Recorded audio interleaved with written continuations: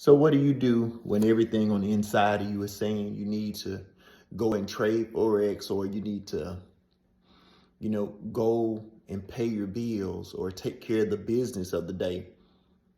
What do you do when you have that feeling on the inside, but then in your mind, you need to read the word of God before you leave out of the house? Well, you have to discipline yourself. You have to quiet yourself and say, no, I'm not leaving yet. Whatever I'm doing or going to do, it can wait. It can wait for me to read a chapter of the word of God.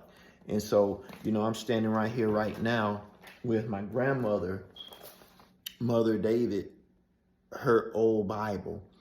And I'm just going to take time out to read, some scriptures before I go, because I know that the word of God is going to give me wisdom and direction throughout this day. It's also going to strengthen me spiritually to be able to stay focused on the goals and the things I'm believing God for. So listen, I want to encourage you today. If you haven't, take time out, spend some time reading God's word.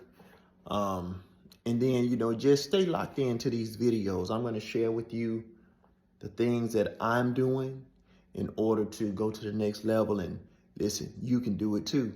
All you have to do is start out by seeing yourself as great on the inside.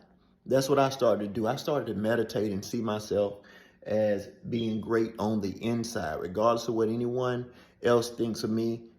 What I think of myself is going to be the moving force and what I can accomplish in this lifetime. So listen, go ahead and start meditating, seeing yourself doing great things, and then start taking those steps, right?